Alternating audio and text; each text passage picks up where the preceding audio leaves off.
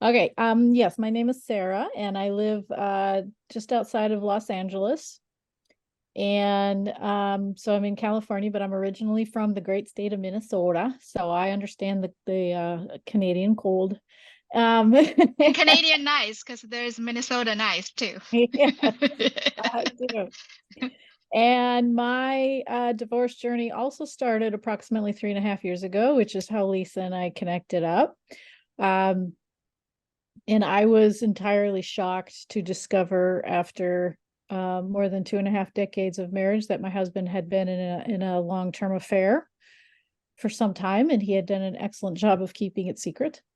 And then after telling me that he wanted to put the marriage back together, just one day he literally got up and walked out the door, um, which was fun. The divorce took 2.5 years to finish. We just completed it this past August. And almost just shy of our, well, so 32 and a half years marriage total. We were married. And so I knew him for 35 years. Um, and I have 3 adult children. One still lives with me, but the other two have their own households. They're both my sons are married. My daughter is about to graduate college, and she's heading off to West Virginia to start her own career. Um, so I'm about to be an empty nester, and surprisingly, I'm looking forward to it, especially if she takes her cat with her, because I'm sick and tired of the cat. And yeah, I'm starting my own life coaching business. I'm going to focus on people who are struggling to decide what their next step is in life, and how to define it and what their next step should be. So there you go. That's me. hmm Sarah is also an author. She wrote several books and children books as well as well as other genre. So super exciting and about this new journey you're about to embark on. And yeah, thank you. Mhm.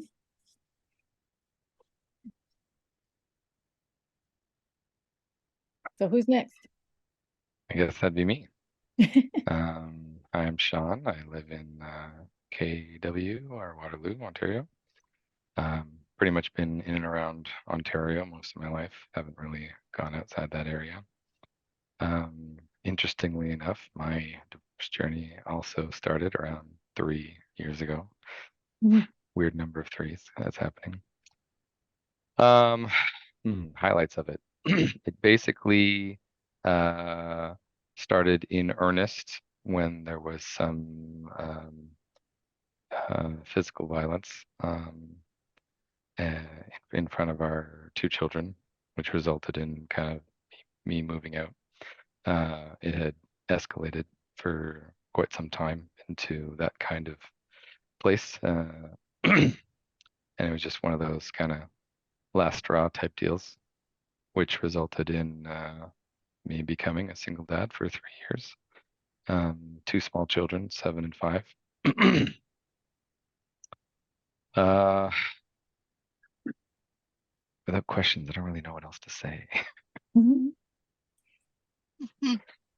Thank you, Sean. And Sean, um, in the past 3 and quite some years, and you've been doing a lot of like soul searching, and also like most of us, and also really focusing on yourself and a lot of like wellness practice and getting into um right, a lot of like hot yoga, Yes, yeah, yes, and a lot other of, stuff, there you and go. Thank you. really focusing on yourself. Like you lost a lot of weight, not that if it's a little bit personal, I just like put you right. So Yeah. this is really us during this journey building ourselves holistically, because it's like our marriage broke down for whatever reason. Like we can't fix just one side of us, like it's physically, mentally, um everywhere. So yeah, it's thank you, Sean. I'm going to ask some question to Sarah and Sean, and if you have any question, jump in. I just want to frame it so we know their story a little bit more. Um, and okay, we're going to just rapid fire. So, Sean, you have 90 seconds to answer each question.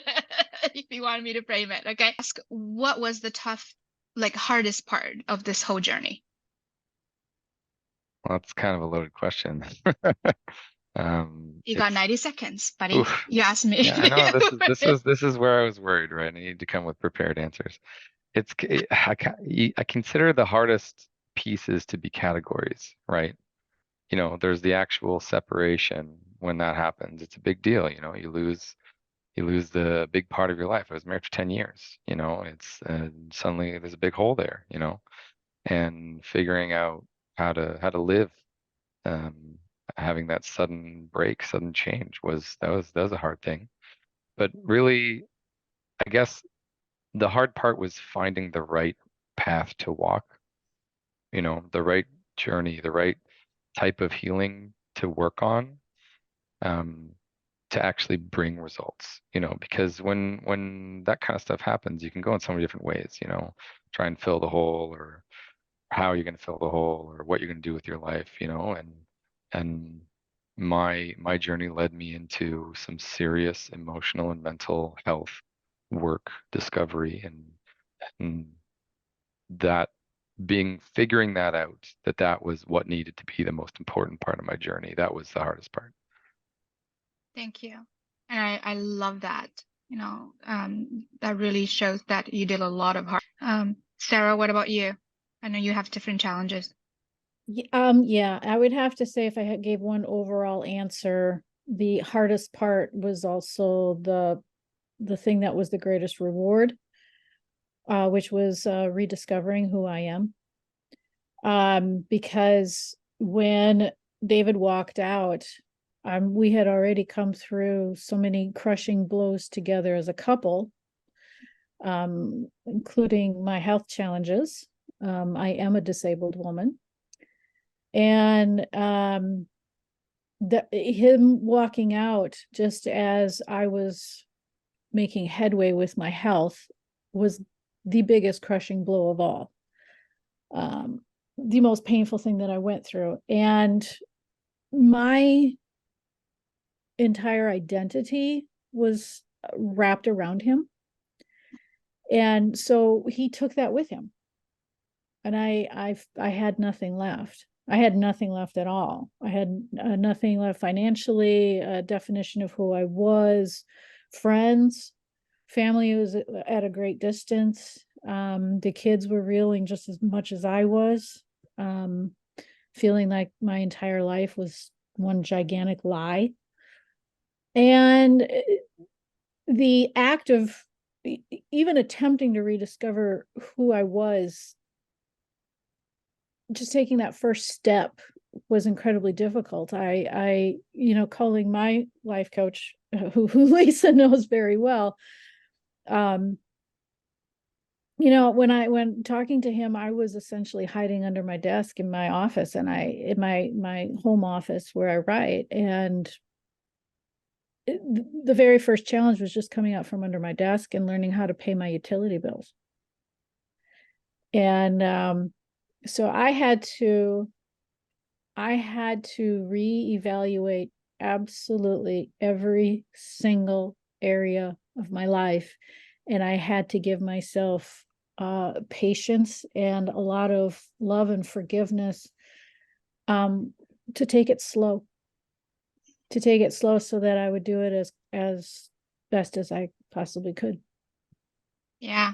Thank you, Sarah. That identity wrapping our identity around our marriage and our partner, I can definitely resonate, and many can. It's really rebuilding ourselves. That's the hardest part. And I love you share, that self-love piece, like, taking it slow at our own pace, right? Not the societal expectation or anything else. Yeah. Thank you. Yeah. So during the whole journey, and as a lot of us, our head, right, was in the sand, we're trying to figure things out. A lot of the time is like lots of anxiety, lots of fear, understandably, especially when you're married, for depending on the depth of your relationship, whether it's length or children together. So when was that turning point you realized, I'll be okay? Sean, you have this like, what is this? Um, I'm gonna challenge I'll start actually. First, You're gonna um, challenge me. You're I'm gonna gonna challenge I'm gonna me. challenge that question a little bit. Okay. And the reason for that is in the answer. Um, I think it's a little layered.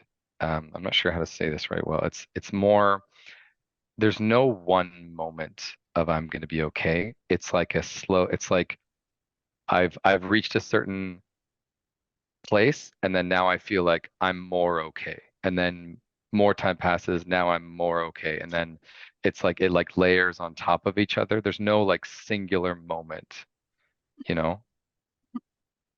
Mhm. I love that. Maybe I design this way. Challenge me. So, is there a rough timeline or rough period that you hit that point? Or is it goes in hand with the inner work you were doing? I think it has a great deal to do with what stressors are impacting you, and what kind of like successes you've had in the self-work that you do.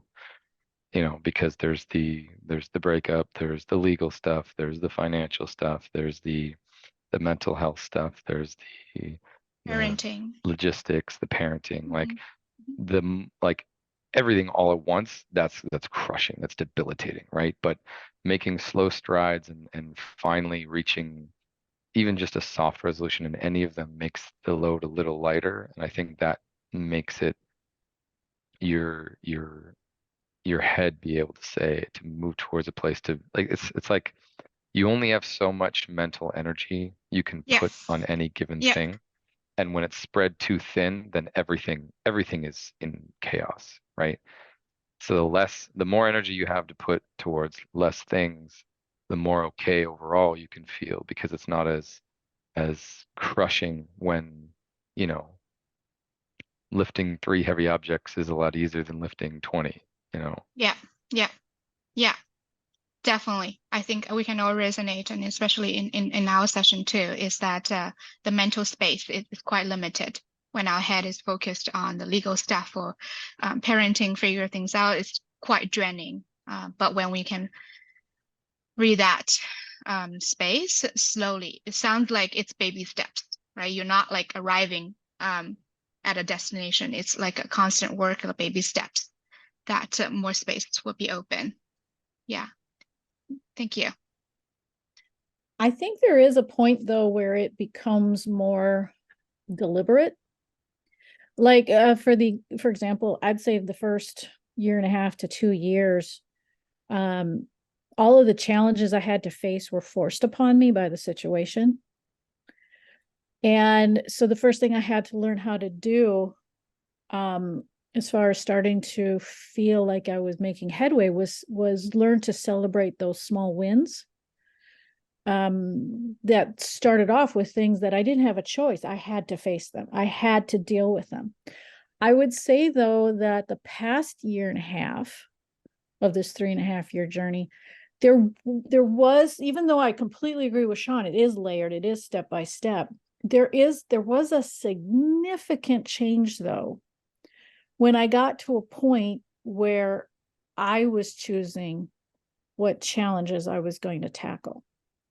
They were no longer being imposed on me so much, but I was in control. And it became that more and more of the challenges weren't things that I just had to deal with the divorce or deal with in communicating with David or anything like that.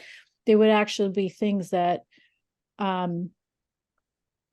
I chose things such as joining choir at church. Okay, because I still had a fear of even going out in public. So I made that choice to do something to correct that in myself, to change that. Right now I'm learning ASL, sign language. Okay, there's no, and even though my grandson does have problems speaking, and that's what prompted it, I don't have to do that. I decided to put that challenge on myself. And so there is a point where I I took control. I took the control away from him in my life. And the challenges that I gave myself, not only were they the ones that I prioritized, the necessary ones, they were no longer his priorities. They were now on my priority list. But then I added on ones that were strictly for self-growth, strictly things that I wanted to do. Yeah. And that That's did happen. hard. Mm-hmm. Sorry. No, that's it. That's it. No, that's great. That's really, you're turning the focus back on you, right? And really thinking, okay, what do I want? Now what? What do I want? Right? These are the things that I want to grow and learn. So, and we talked about that too, right? What does focusing on me look like? And that's a journey in itself to figure out. Yeah, absolutely. When a lot of seemingly the other side has all of the control. So back to that meditation is, I have seniority. I can choose my space. I can choose where I play in that space, right? We do have that protection and ownership, right? This is us taking responsibility. So thank you. So I have my last question. So for anyone who's going through this journey, extremely excruciatingly painful journey, and if you could give advice to people who are in the thick of their divorce proceeding and journey or negotiation, what would that piece of advice be? Sarah, you can start this time so Sean can think about it, because I know, like, I can tell, like, he's like 13 answers. Not simple questions. I don't ask simple questions, Sean. No, that's okay. The advice I have given people who are in the deepest muck of the muck, deep in the mud of it at the beginning. I remember that when I was there, I was not even believing that there was a light at the end of that tunnel. I didn't even believe that one existed, much less see it. And so the first thing that I try to tell people is, there is a light at the end of the tunnel. Just keep going until you can see it. You're going to see it. And then once you see it, you are going to get there. I mean, I have never been in the bottom of a pit so deep as when he walked out the door. I had what was left of my life was ripped away from me. I had nothing. Lisa knows this very well. Yeah.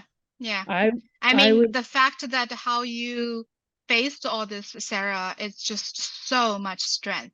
A lot of people would be crushed or just like lie down. Yeah. I was crushed. And yes. I'll go ahead and say it. I didn't want to live. I did not want to live. But it was just somewhere, something inside of me said, there's a tunnel, you're in a tunnel, and somewhere there's a light. You're just way too far away to see it. But it does exist. It does exist. And I just kept telling myself, just keep taking a step forward, just keep taking a step forward, just keep taking a step. And sure enough, it was a teeny tiny little pinpoint of a light finally showed itself.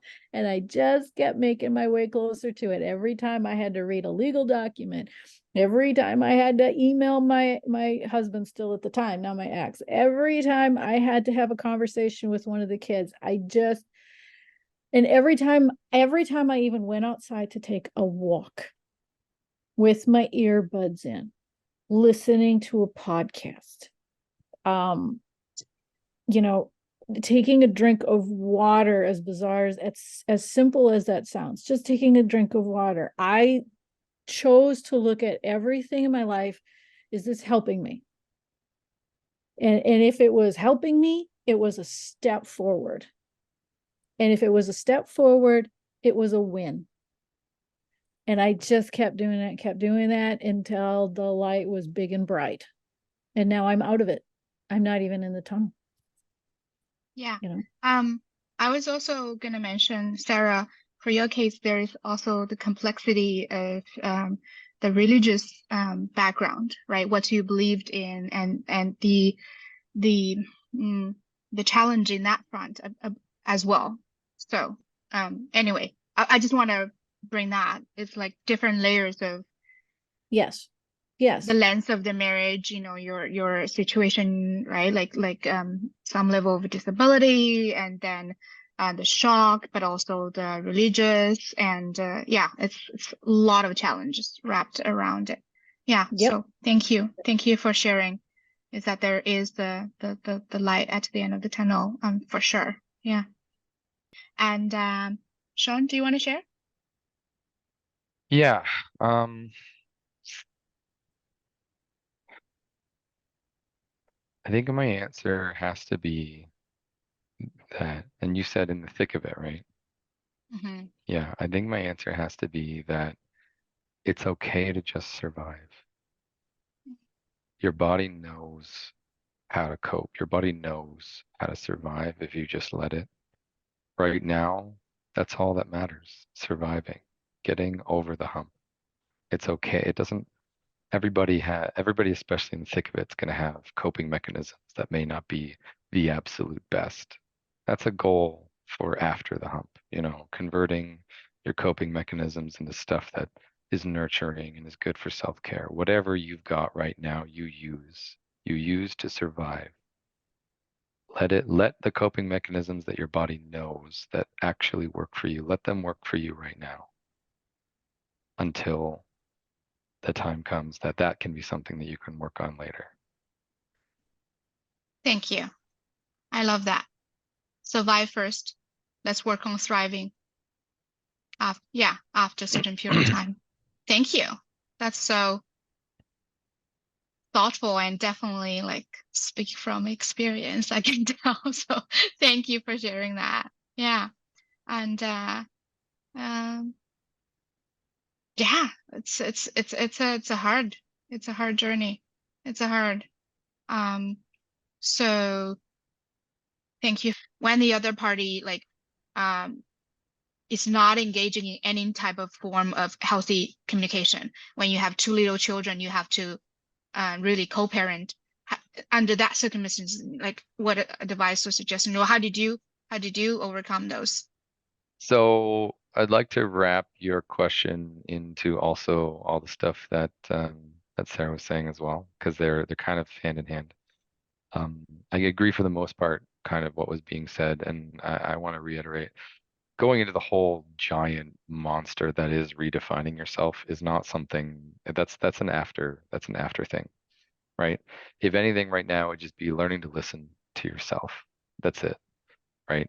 Um, I have a extensive history with a non-compliant, non-communicative, very controlling partner, and during the parenting process. And one thing that I found, and it's probably been the most fundamentally important discovery I made over my my time with my children, was when I realized how much of my mental energy I was giving to their mother when I was with them. I mentioned several times that it feels rushed, uh, it feels not enough, right? I felt these things as well. And one thing that I realized that I was doing too much is I was giving too much of my mental energy, too much of my headspace away from my children when my children were present. And it was resulting in too much kind of lack of being present, too much lack of energy, led to me being very exhausted, led to me constantly being with them, but not, fully with them, if that makes sense, being just frustrated, knowing that all of those issues that I was having with their mother was present with them in the room, even though their mother wasn't there. You Mhm. know, I spent a lot of time working on obtaining the ability to, it's not going to go away, right? But that mental energy belongs present towards the children when they are in the room. When they're gone, yeah, it'll all come back. Problems are still going to be there, right? but being able to give all of yourself in the present moment with your children when they're there, that has had the biggest impact for me in the time I have I've a had with question. my children. I know some of my clients will ask, how can I be an engaged father when I only have 10 hours a week with my daughter? Is this how it's going to be? No. This is not how it's always going to be. As she grows up, she's going to have her own thoughts and feelings, and she's going to have more and more and more of a voice of how this is all handled. And so even though this all feels like it's in the right now, it's not. There's things change, feelings change, people's attitudes change, situations, circumstances all change. And so as far as your being a father, you're a father 100% of the time now, whether she's with you or not. And so to start to rebuild yourself, even though I already said that's a huge concept, that's you're not there because you have all of these things that you are in the immediate you must deal with. At the same time, what you do when she's not with you is just as important as when she is with you. What are you doing to strengthen yourself mentally and emotionally? What are you doing to learn about what you can control and what you cannot control? What are you doing to so your lawyer can represent you and you can put that on your lawyer's shoulders and not have that on your shoulders, to remove as much stress as you can from yourself while still keeping tabs on everything? What can you do to continue to grow and strengthen as a man so that your daughter doesn't feel like you just put on the father robe when she came in the door? She knows that you're there, whether she's there or not. That's why I said the atmosphere in my home was under my control, and that started with who I was inside, not the circumstances. Because my husband was, even though our kids were adults, he was not saying nice things about me to them, but they knew from their own experiences from me what was true and what wasn't. I didn't have to tell them. I didn't have to say anything to them. They just knew me. They knew who I was. And so again, just come back. I suggest come back into yourself. Whatever the circumstances are, no matter how horrible they are, this is not where your life is going to settle in. It's not. And that was a huge, I'm saying this as somebody who, I was so ill.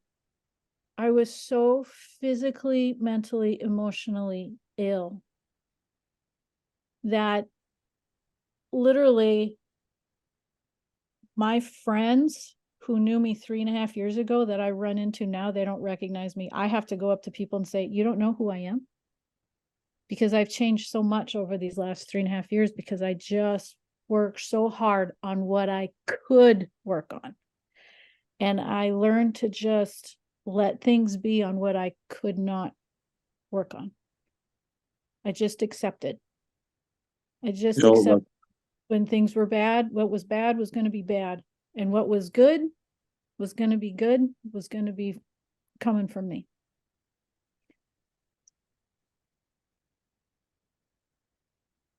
See, this is going to be, if as rough as this Christmas is for you right now, next Christmas might be better. And the next Christmas after that might be better yet. And 3 Christmases, 4 Christmases from now might be fantastic because of what you do today.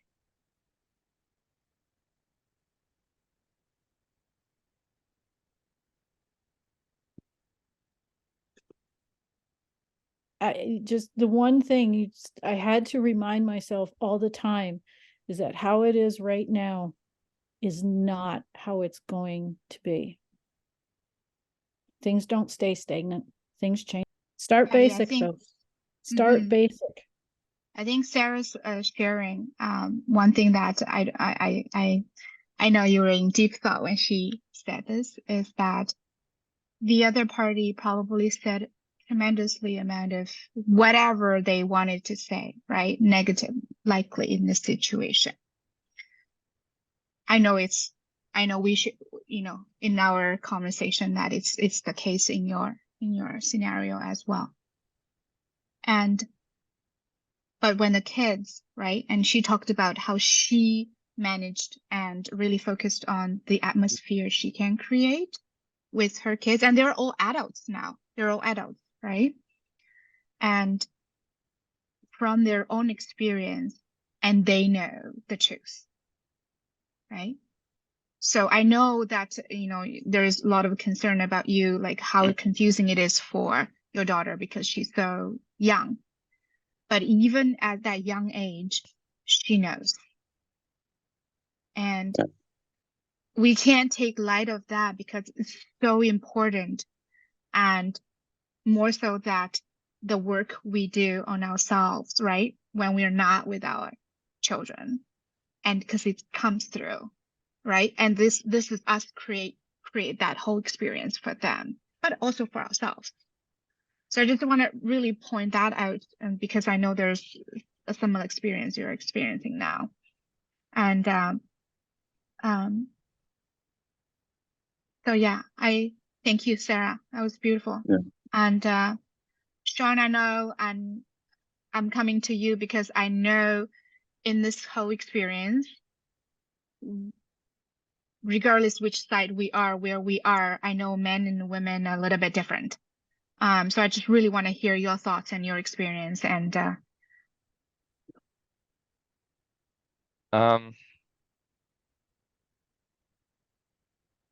think one last point on the kids thing actually is the fact of the matter, especially with young kids, it becomes the long game. Like it's not just about who you're modeling for them. It's about how you're modeling a family to them, especially now that you're not like one full family under one roof, right? So what I mean is it doesn't matter how I'm feeling about their mother's attitude or how frustrated or angry over her behavior. I still protect the position of mother in their eyes, no matter what, right? I don't let them say anything ill of their mother. I don't speak about their mother in a negative way. I've grown to use a term like, oh, if you have this kind of issue, then you need to talk to mommy, daddy. Like I keep us as one singular unit for them because the idea of parenthood should be separate from the conflict I have with their mother. Those are two completely separate things. And that's me playing the long game, right? It doesn't matter what season of conflict I'm in with their mother. It matters to me how I want to model how to think of your own family to them, you know? And from the from the male experience, I think it's just the fundamental difference between, in my opinion, and I can easily be wrong, this is tricky business, between men and women is men are masters of numbness. We spend our entire lives mastering the ability to numb out everything much, much, much more from a very early age. So we can snap that door shut at any moment and shut everything out, right? The problem with that is we're shutting out what's actually happening to us. Mm-hmm. So this constant feeling that you may or may not recognize of constant tiredness, constant exhaustion of the situation that's going on, even just when you're alone, just being completely exhausted and not really understanding why. It's like, why am I always exhausted? Why don't I have the energy? Where is this energy? Right? When you shut the door on your emotions, you're not shutting the door on the damage. You're not shutting the door on these problems. You're shutting the door on letting your heart tell your head what's happening to it. The damage is still happening to your body. You are still experiencing all this pain. You're just numbing out the pain. That's still going to exhaust your body. So this fact that we men are so good at numbing everything out works so terribly against us, especially in our adult lives, because in around adolescence, around adulthood, is when it really becomes a big problem, because we get so tired and we don't understand why, right? But you can't just open the door, right? Because we spend our entire lives numbing it out. You open the door, we'll be crushed by everything that we've shut away.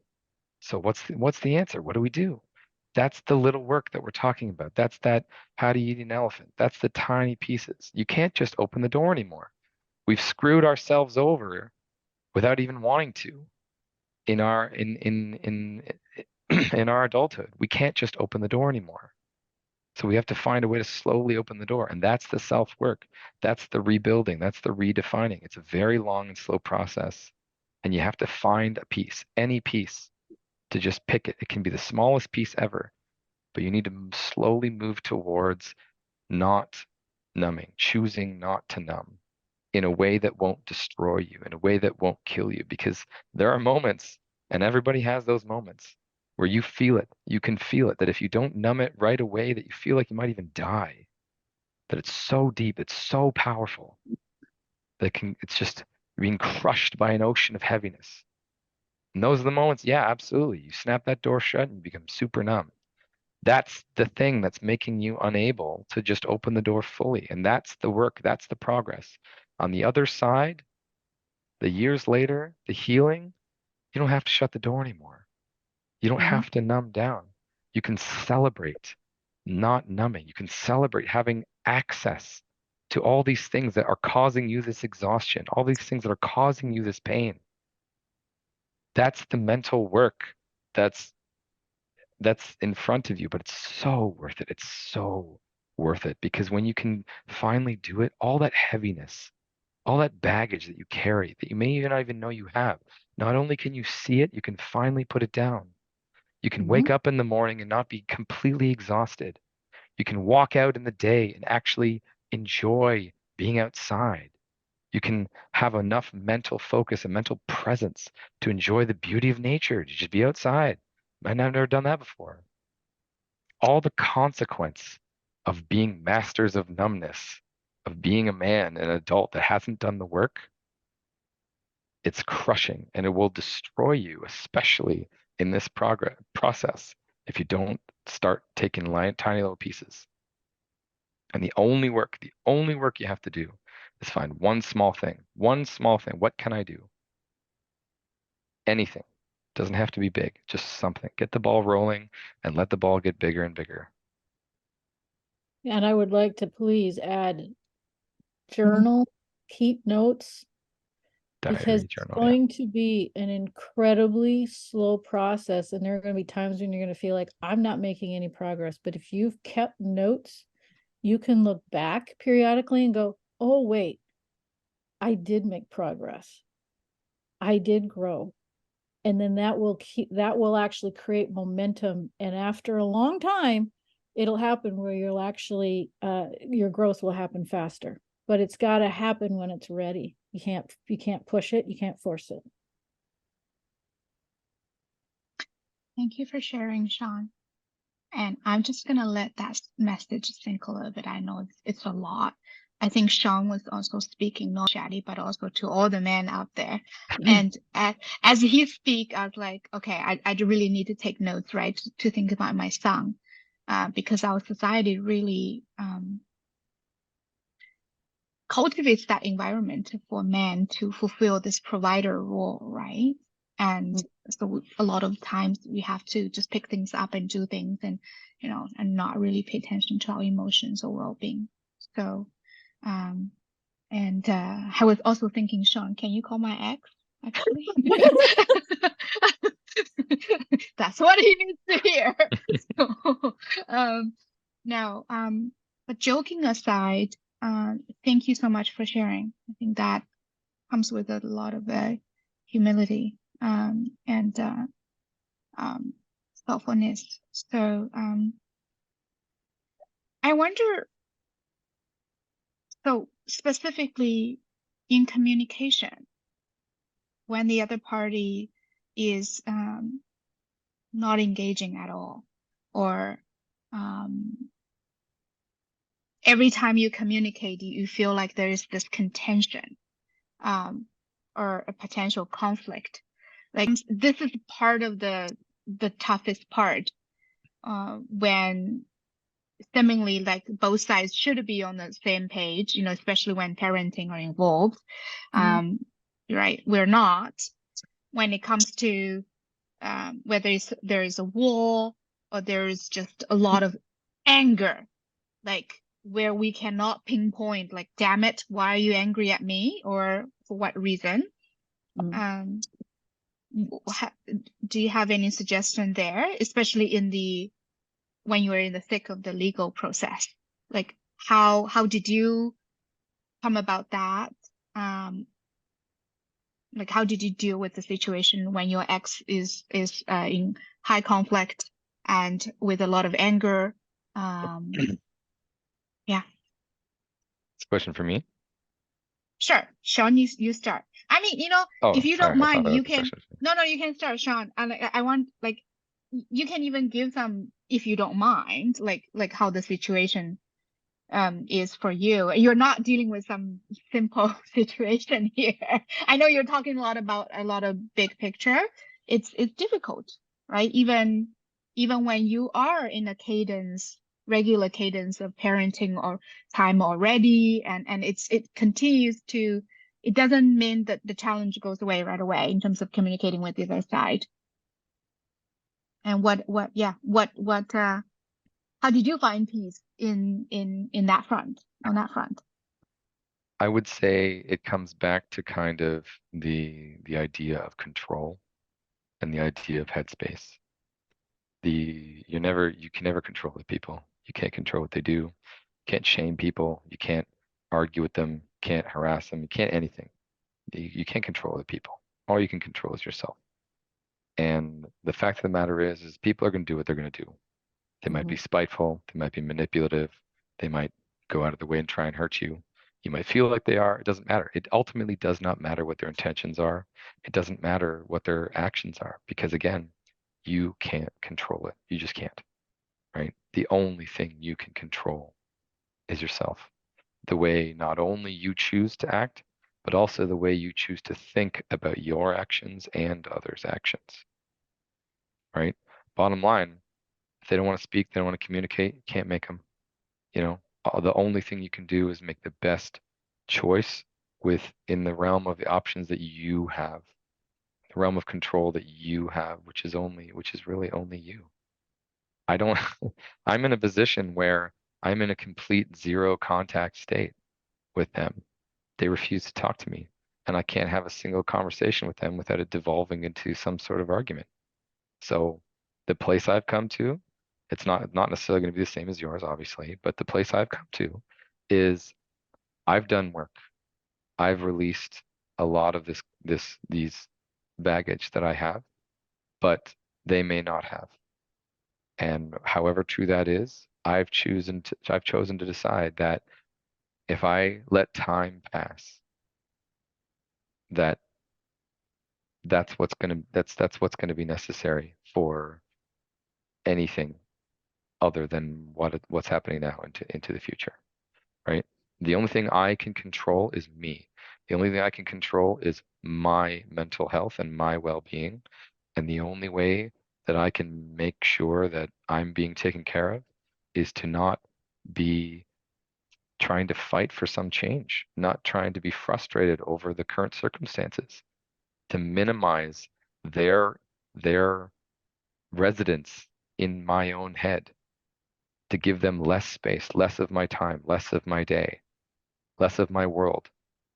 The only place that she has in my world right now is the times where I don't have a choice, right? Every other time, she doesn't get a place in my head. She doesn't get a place in my day. I put that mental energy everywhere else. And if one point in the future that ever changes, absolutely, I'm down to give some mental energy again, to explore those opportunities, to explore the compromise, to explore can we find common ground this time? But in the meantime, I can't do anything about it. So the only person who's losing is me if I try and do anything about it. Right? That's mental energy I can put into myself, into my own healing, into my own journey. Why would I waste it? And when the only cost is towards me. Yeah. And I just want to summarize. That's Yeah. really ultimately, yeah. The last part you said, right? If this hurts me, why am I doing this? Right? Why? And back to that meditation we did, that we have the choice to choose our space and where we spend our time and energy. And that doesn't come easy. That comes into small steps of like you're conscious, you catch yourself like, wait a minute, why am I so worked up by that email? Right? Create some space. I don't have to respond today. Give ourselves that love and attention and just that awareness, right? We talk about the RAM method, right? It's like recognize, right? And then acknowledge, right? Investigate while I feel that way, and then nurture that part. It's like nurturing ourselves, our inner world, our mental space, our emotions. So really comes back to that small steps. And it's like muscle, right? The more we practice, the more weights we lift, we get better, we get better, we get better. We give less and less space to them. And then bam, out of a sudden, damn, I have so much space. I can do coaching. I can do another course. I can take my kids, on a trip and not thinking about, I wish that person is here so we're an intact family, that kind of wish. So I just want to, thank you, Sean. And I know, Sarah, you have lots to share and you were like nodding. So. I was concurring so much. I was like, yep, yep, that's right. That's exactly how it is. Check. I will add that, I mean, Lisa, you know how it was for me. When for the first few months, I was practically desperate for any communication with him. It was practically like a drug hit. It was bad. And then there was an extensive period of time of no contact, as he demanded, not me.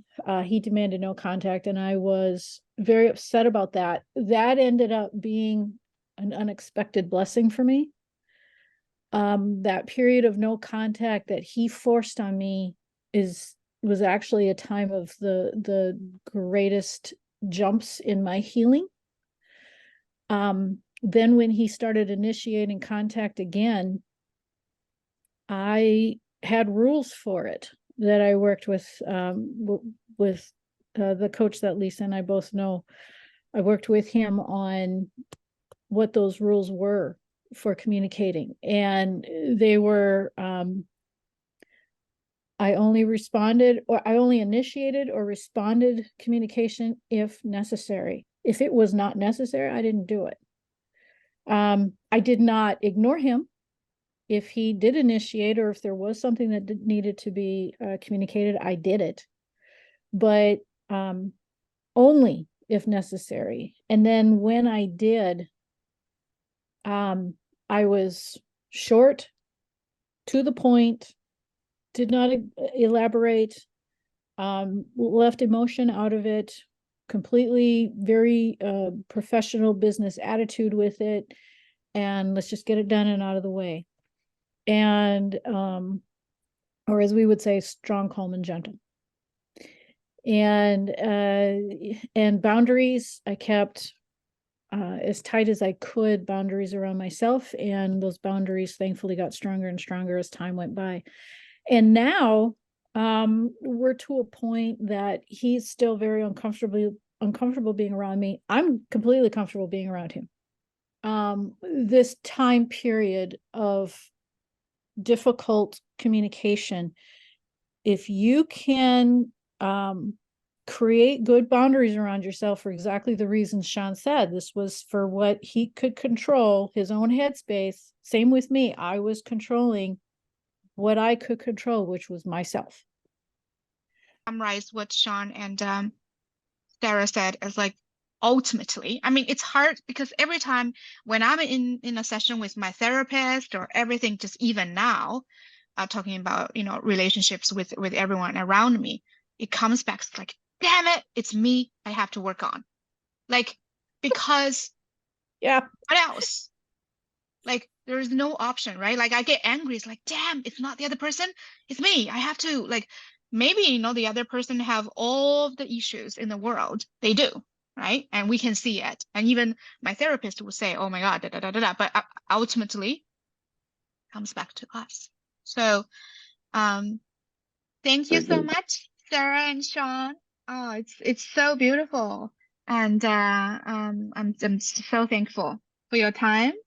And you're so like your candor, and we went really deep. I was like, damn, like so good. I'm gonna cut like this you know snapshot of this. Is so beautiful. Thank you. I know it's never easy to share, and just like super grateful for you to join us. And yeah,